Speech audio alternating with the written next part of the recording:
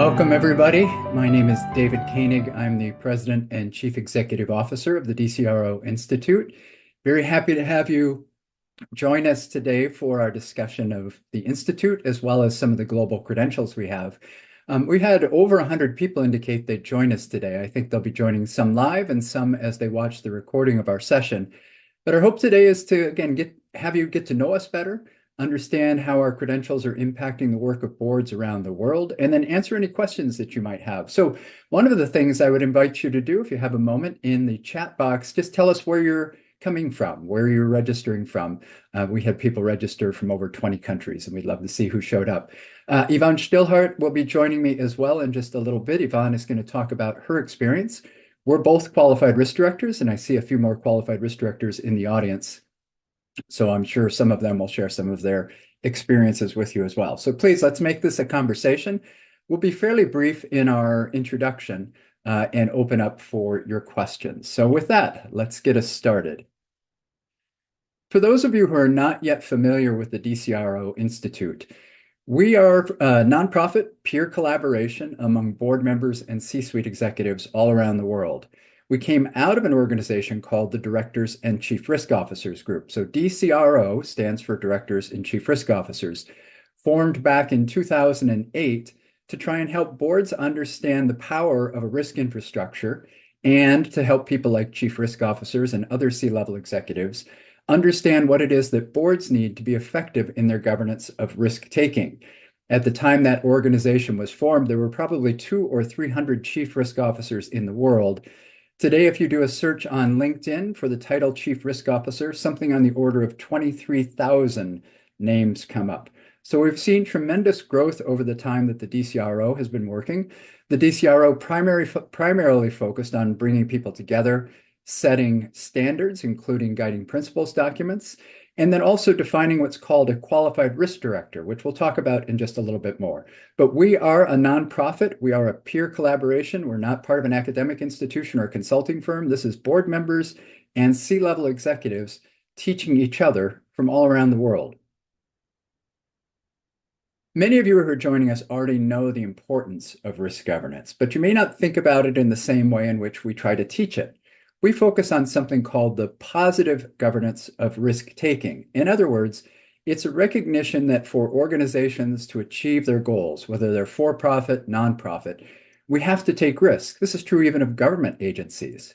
So we take risk in pursuit of these objectives, and we want to do it in a way that helps build trust and value, whatever it is that the goals we're trying to fulfill. Good risk governance makes that more likely. It makes our relationship with what we call stakeholders, who are also capital providers, that much better. It's about being better at our strategic decision-making. When we think about risk, we're thinking forward. We're thinking about things that may deviate from what our expectations are. We have to make strategic decisions, particularly at the board and C-suite level, that in the environment that we all face today are more difficult than ever. But a good understanding of risk, learning to embrace the environment we're in, helps you be better at making strategic risk decisions and strategic decisions overall for the organization. We all know there will be things we don't expect. The financial crisis just after the DCRO was formed and the pandemic and other crises we've seen around the world are examples of that. But a good organization, an organization with good risk governance, knows how to respond to things it didn't expect. It becomes more resilient. It's less likely to break, and it's less likely to have surprise downside, which increases its value overall. And of course, we need to be in compliance with the laws and be accountable to those who have provided us with their capital. All of these things are what good risk governance helps you do better. When the DCRO Institute launched in 2021, it launched to perform educational services and also to help people be advanced to serve on boards from underrepresented groups, but in countries all around the world. Our very first program was something called the Board Members Course on Risk. Graduates of the Board Members Course on Risk are awarded the Certificate in Risk Governance. This is our first credential in terms of course-based credentials, and now has graduates serving on boards in more than 60 countries on 6 continents. More than 90% of the graduates of this credential have given it public endorsements. And Bill Jurgen, who you can see there, is one of the ones who has. Bill's a prolific writer in leadership, but a CEO and board chair as well. And I think that the words he says about this particular program are ones that we've heard echoed in lots of different places from people who come through our programs. Our second course-based credential program is the Certificate in Cyber Risk Governance. We all know cyber is a very important issue, now maybe being supplanted by emphasis on AI and some of the other things that are disrupting our strategic planning. But our Certificate in Cyber Risk Governance now has graduates serving on boards in about 25 different countries. And our top credential, one that the DCRO defined almost 15 years ago, is the Qualified Risk Director designation. Now, the Qualified Risk Director designation is not attainable by just passing a course, and we'll talk a little bit more about that in a second. But these are the three main credentials. We see people serving on 6 continents who hold these credentials, and our source of people coming into the program is almost exclusively referrals from others who have graduated. So let's focus first on the Certificate in Risk Governance, and then we're going to talk about the Qualified Risk Director designation. This is the leading credential for people wanting to understand how to govern risk-taking well. You'll find there are risk governance courses and risk governance components to a lot of governance courses, and many of them are fine, but they don't focus on the way in which we use risk well. This program does, and one of the reasons that it's so different is because it's taught by your peers. It's taught by board members and C-suite executives from around the world. There are 17 different lessons that are available on demand. There are 35 plus case study interviews that are part of the program. And as I mentioned before, graduates of this program right now are serving on boards in more than 60 countries. There's a whole page of testimonials on our website of people who've graduated. Louis Adande, who's pictured here, is a qualified risk director based in France. He serves on boards across Africa, and he came into our program through a relationship we had with the IFC, part of the World Bank Group, where more than 60 of their board members, their nominee directors, and employees were sent through our program. As I mentioned before, the Qualified Risk Director designation is our top credential. This one is an assessment of your acumen in business, your acumen in risk, your leadership skills, as well as the education you bring to your service on the board. This is a difficult credential to get. We have board members, again, that's serving in 40 different countries who become qualified risk directors. And you have to have letters of recommendation and demonstrate to us all of these different areas of expertise. You also have to have earned the certificate in risk governance. That's one step towards becoming a qualified risk director. In the end, the people who are given this title, who are given permission to call themselves qualified risk directors, embrace this positive governance of risk-taking that I mentioned before. This notion that we have to take risk in order to achieve our goals, and this notion that taking risk in a way that we look at it differently, not about loss, not about control, but about how we use our capacity to take risk well, is what differentiates qualified risk directors from just about anyone else that's serving on the board. They can serve in positions on risk committees, compensation committees, innovation committees, technology committees. They're really quite diverse group of people across multiple industries and bring a diverse set of skills to the table. You can see Lale Devengelu, who's pictured there. Lale chairs our new Qualified Risk Director Governance Council. I should say the second version of our Governance Council. The first one created the guidelines originally.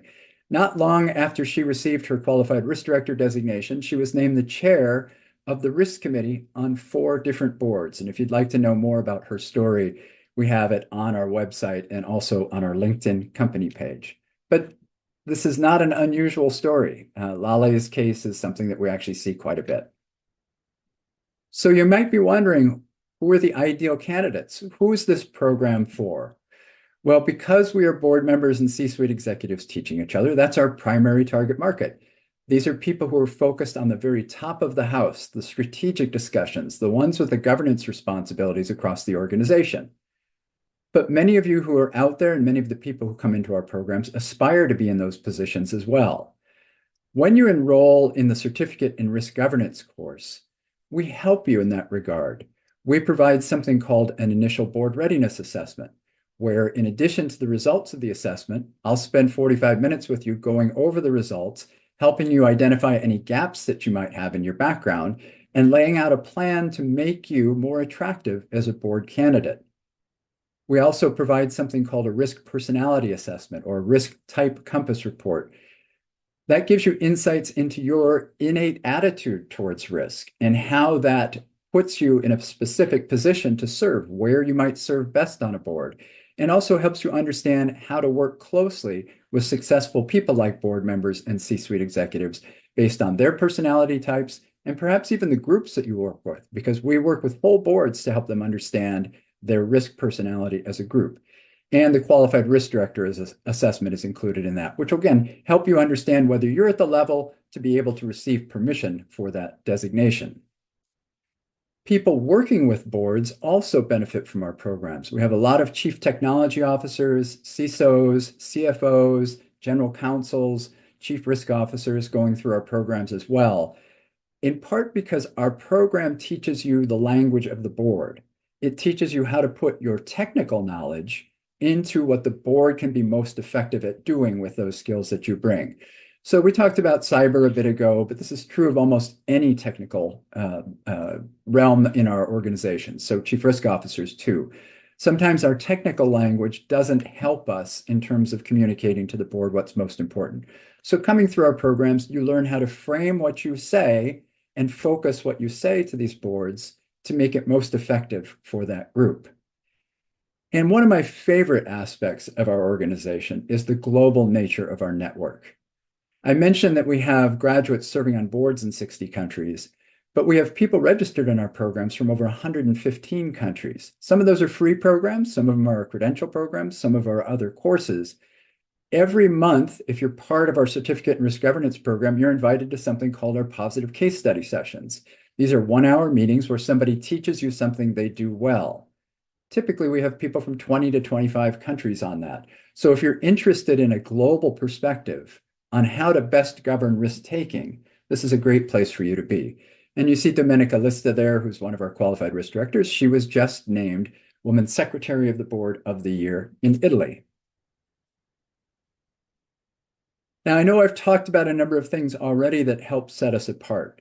The global nature of what we do, the idea that we're trying to teach peer-to-peer. But I also want you to know that the faculty that we have, these are some of the smartest people around about risk governance. Many of you know James Lamb, who's somebody who first wrote about enterprise risk management, first Chief Risk Officer of the Year. We have a number of people in our programs who've been named Risk Manager of the Year. Many of you know Michelle Wooker, who's pictured here, because you've heard of the expression gray rhino. She wrote the book, The Gray Rhino, and she teaches you about that in our course. We also have a very innovative curriculum and way of delivering things to you. So as you come into our program, it's available on demand. You can take the lessons in any order that you want. You can download materials. You can come back to those materials.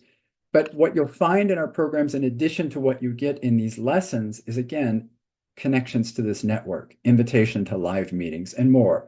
So we're trying to make this a very interactive learning experience for you, too. I mentioned already our global reach and global network, and we're committed to helping advance underrepresented groups, as well as serving developing markets. You'll see a number of the partnerships that the DCRO Institute has are focused on those. We have partnerships with the New York Stock Exchange. We have partnerships with groups like Women Execs on Boards, the Chartered Risk Management Institute of Nigeria, the ICD in the Philippines, Women in Operations in Brazil. We're all over the world partnering with people to bring this educational resources. And again, I think that's something that sets us apart from many others that you might encounter. I have 3 people pictured here, but honestly, the success stories are many. Raza Sheikh, who's shown, became a qualified risk director, joined the board of a bank in the United States, and then that bank went public. Erica Lagare has already been an exciting leader where she is in the Philippines. She was named 2022 Outstanding Woman in the Nation's Service there, but she continues to put forward really interesting work. And Adriana Cavalier, who's based in Belgium, was named Firma Risk Manager of the Year in 2023. As I mentioned, we have a number of people in our programs who've been given awards like that, and you'll routinely see that on our website and on our LinkedIn page, where we recognize these advances that people have. So I want you to know that if you join this community, you're joining a group of people who are very successful, but not people who are just out to promote themselves. These are people trying to help you and trying to help each other. So you'll be learning from people like this too. And I want to introduce you now to one of my favorite qualified risk directors. So Ivon, as you guys can see from the slide that's here, she sits on the board of directors of UBS Asset Management in Switzerland, Integrated Diagnostic Holdings. In both of those places, she's a member of the Audit and Risk Committee. She's a member of the Audit Committee at Patria Private Equity Trust, and she's chair of the board at EPE Capital. Ivon has great insights into what this program has done for her and why she recommends it to others. So Ivon, let me turn it over to you. Okay, thank you, David. Hi, everybody. It's a great pleasure to speak to you because I'm really passionate about this program and about the DCRO. And let me take you a bit through my story. As David has taken you through my CV, I'm deeply involved in all the risk and audit committees on all my boards. I came to the DCRO after I have taken the Harvard course for corporate directors. Following that, I felt I wanted to have something more on risk management. I also undertook training in ESG for board members as well as cybersecurity. Moreover, one of my mandates is UBS Asset Management in Switzerland, and there I'm one of the two independent board directors, whose specific role is by the regulator to oversee the company for huge risk, and that all comes out of the too big to fail topic. So I felt I needed to do something more than just the theoretical aspect, and also I felt I wanted to enhance my executive activity in terms of what I've done in risk management. What intrigued me with the DCRO is, first of all, it's its global perspective, and secondly, it was an extremely good, or it is a very good complement to the theoretical background. Even with the course in cybersecurity from Oxford I took, I learned a lot of the techniques, we were given a lot of tools. But where I truly took a lot more insights and knowledge away was from the discussions and from the training in the DCRO. David mentioned that we have these weekly case studies. In there, we have people, for example, from Microsoft, they're taking us through all the challenges on risk management with AI. We have been discussing financial crime issues, which sort of interlink into what cyber risks and other elements in risk management are. So for me, joining the DCRO was an important element because I felt it was kind of the equivalent of a chartered accountant designation, or the CFA for those who come from the finance industry, for the investment industry. Today, what I take away from the DCRO, it hasn't finished. I make a huge effort of joining every month these case studies because I learn every month something new from my fellow colleagues. It has also helped me with widening my network. When I have a specific risk topic, and that is from expert, I can contact anybody from the DCRO network and discuss this on a peer-to-peer level, which is very important for me. Moreover, it was also the DCRO, as David was mentioning, is not just the US program. Well, it's based in the US, it's a global program. And that for me is important because my boards are domiciled in Switzerland, in South Africa, Northern Africa, and the UK. So I needed a global perspective. And quite frankly, most all the risks that we're dealing with have a global aspect. And lastly, I thoroughly enjoy the philosophy of embracing risk, because for me, risk is not something to sort of totally eliminate, because if we were to do that, we would stop the business and nothing new would happen. So for me, I'm a firm believer in a positive risk management, because positive risk management often leads to innovation. One other aspect I would like to highlight here, which I have experienced in my activity, I have been working a lot with various regulators. For example, the CSSF in Luxembourg, which is the financial service regulator, and I am approved by the regulator in Switzerland. And for all of them, the credential was an important element in their assessment whether I'm fit and fit for these kind of roles.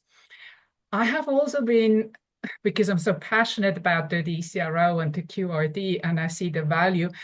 I have, together with David, we had some interesting discussions with some Directors Institute to see how we can integrate the DCRO program into their activities. So for me, it's as board member, I highly recommend it, and not just because it's sort of a global program, but it discusses topics that are real, that are there, and that we as board member have to deal with every day. And for me, it's also important to understand also the interconnectivity and the various elements of positive risk management. And with that, I don't want to go too much more into detail. I think, David, we open up now for questions. Yep. In just a second, we're going to open up for Q&A. We'll turn the screens off so you don't have to stare at our slides. But one of the things I want to echo that Ivon just mentioned is that the qualified risk director is akin to what you hear people talk about with financial experts who serve on audit committees, but it's more broad than that. So as I mentioned earlier, qualified risk directors fit well on compensation committees, innovation committees, risk committees, strategic committees, any place that risk is talked about at the board level, which is a very broad statement because risk touches everything that boards discuss. So if you think about what this term qualified risk director means, it means that you are someone who fits on the board. And it's one of the reasons that groups like JP Morgan Asset Management in London has asked our qualified risk directors to come into their database so that they can be placed on boards throughout the EMEA region.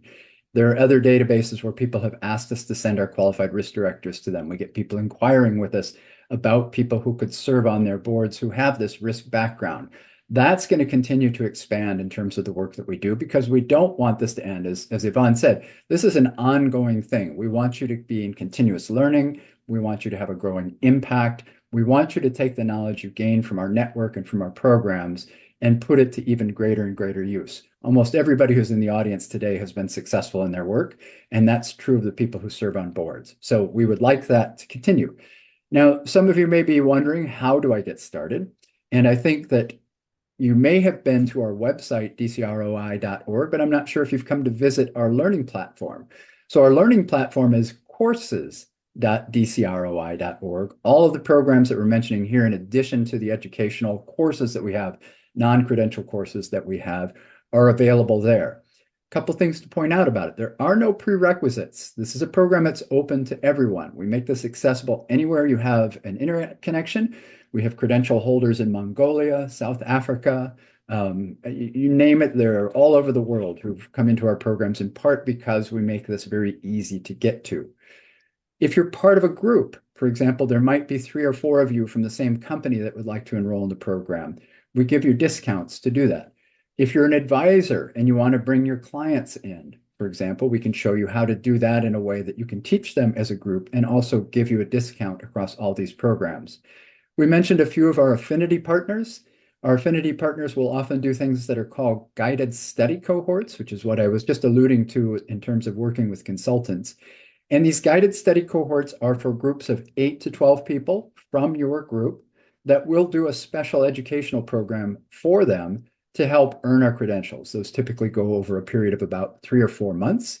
They get discounted rates, and it works out in terms of building their connectedness in your organization. So we're very happy to help people with that.